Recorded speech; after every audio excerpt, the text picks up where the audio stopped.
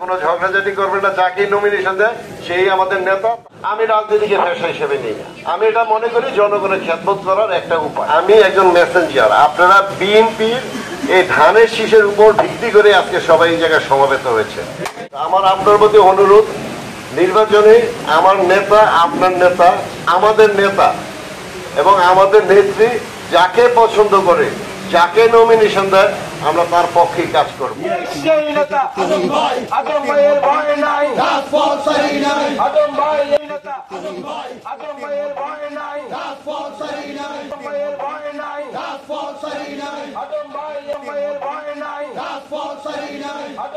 আমরা এমন এক জায়গায় দাঁড়িয়ে রয়েছে যে সময়টা আমরা এতটা আন্দোলন করেছি, সারা বাংলাদেশ, সারা বিশ্ব উত্তাল ছিল। আজকে এই দিনে হয়তো অনেক লোকের প্রাণ ঝরছে। গত বছর আজকের এই দিনে আমরা আন্দোলন করেছি ফ্যাসিস্ট সরকারকে সরানো নিয়ে।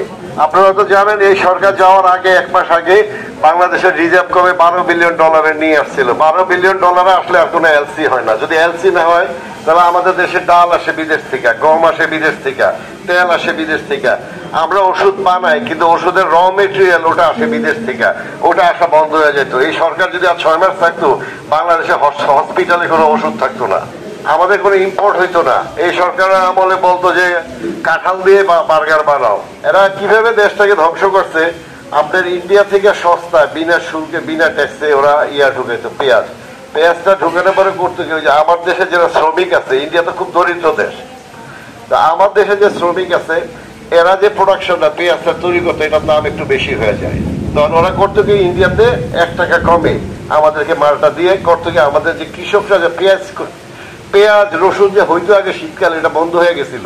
আমার প্রেসিডেন্ট প্রয়াত রাষ্ট্রপতি জিয়াউর রহমানের একটাই উদ্দেশ্য ছিল স্বাবলম্বী।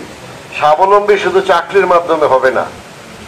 আপনারা 5 লাখ, 7 লাখ, 10 লাখ টাকা দিয়ে বিদেশ যান, গিয়ে কি করেন? ছোট কাজ করেন। ওই 10 লাখ টাকা দিয়ে যদি আপনারা নিজের এলাকায়, আমার নেতা শহীদ রাষ্ট্রপতি জিয়াউর রহমানের যে উদ্দেশ্য, আদর্শ ছিল, ওইটা যদি ফলো করেন, আপনি নিজের এলাকায় ওই পরিমাণ টাকা কামাতে পারবেন। আমি একজন মেসেঞ্জার। আপনারা বিএনপির এই ধানের শীষের উপর ভিত্তি করে আজকে সবাই এই জায়গায় সমবেত হয়েছে। মূল্য কার বেশি? দলের বেশি, ধানের শীষের বেশি। এটা আমাদেরকে সবসময় মনে রাখতে হবে। আর এই ধানের শীষে যদি আগামী নির্বাচনে ইলেক্ট কি করতে হবে, আমাদের চোখ বন্ধ করে ধানের শীষে ভোট দিতে হবে নেতার নির্দেশে।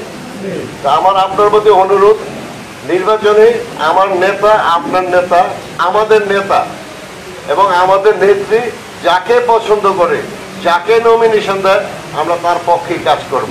আমরা নিজেরা বিভাগ বিভক্ত হবো না। সবাই তো বিএনপির লোক, জামাত তো কইতেছে না।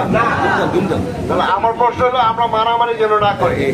আমি আপনাদেরকে বলি, যদি কেউ আপনাদেরকে কিছু বলে, নেতা এবং কর্মী, আমরা কিন্তু সবাই নেতা।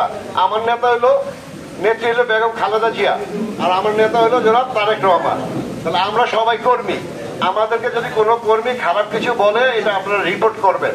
আমার নেতা, আমার নেত্রী এখনো জীবিত, শাস্তি হয়ে যাবে। ব্যক্তিগত কোনো জব নাই, মানুষজন কাজ করতে পারে না। এই যে বেকার ছেলে, সব বেকার হয়ে যাচ্ছে। তা ইনশাল্লাহ যদি আল্লাহ আমাদের সুযোগ দেয়, বা আমাকে যদি সুযোগ দেয়, তাহলে চাঁদপুর শহরে আমার এটার মধ্যে 5টা 10টা গার্মেন্টস আনা, কিভাবে জব ক্রিয়েট করা যায়, চাঁদপুরে যে ইউনিভার্সিটির ছেলেগুলো বেরোচ্ছে, কিভাবে ওদেরকে কর্মমুখী করা যায়, আল্লাহ যদি সুযোগ দেয়, ওটা নিয়ে আমি আপনাদের সাথে কাজ করবো।